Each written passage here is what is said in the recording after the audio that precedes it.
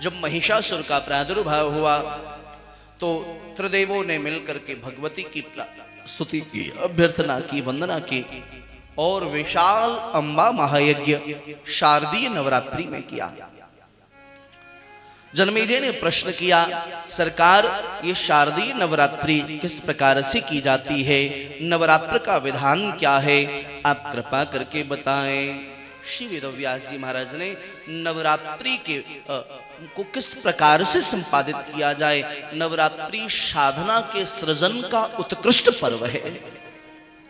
नवरात्रि आत्मा और परमात्मा तत्व के मिलन का एक अद्भुत पर्व है। इस काल में अमृत की अद्भुत वृष्टि, भगवती परांबा की करुणा कृपा की अद्भुत वृष्टि हो रही होती है। तो आप कहेंगे इन नवरात्रियों में जब करुणा कृपा बरसती है तो सब तो भीग ही जाएंगे, तो साधना उपवास करने की क्या आवश्यकता।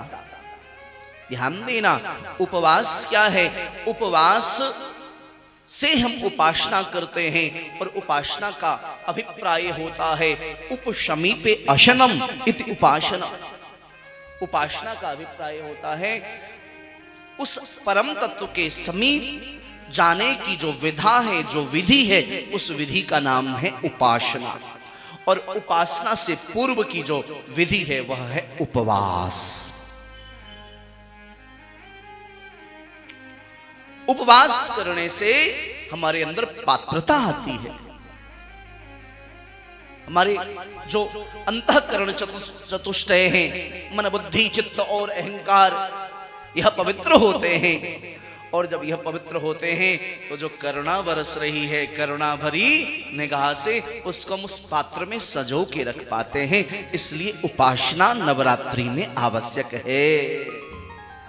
जो जितनी उपासना करेगा वो उतने ही उस करुणा को सजो के रख पाएगा। श्री वेदव्यास जी महाराज कहते हैं, शृणुराजन प्रवक्ष्यामि। ध्यान से सुनो जन्मेजय, ये अद्भुत कथा सुनाने जा रहा हूं। नवरात्रि कैसे की जाए ये विधान बता रहा हूं। शृणुराजन प्रवक्ष्यामि नवरात्रं व्रतं शुभम शरत्काले विशेषेण कर्तव्यम विधि पूर्वकम।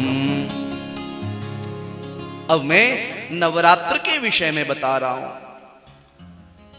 बसंत ऋतु के नवरात्र को किस प्रकार से करें, बोले अमावस्या आने तक व्रत पूजन व हवन की सारी सामग्री एकत्रित कर लें और सुंदर मंडप आदि के निर्माण की व्यवस्था करें। जैसे हम विवाह आदि में भी सुंदर तैयारी करते हैं, ऐसी परांबा हमारे घर में पधारें। तो परांबा तो महाराज दिव्य लोक में विराजती हैं, रत्न आभूषणों से मंडित उनका दिव्य महल है, उनका लोक है।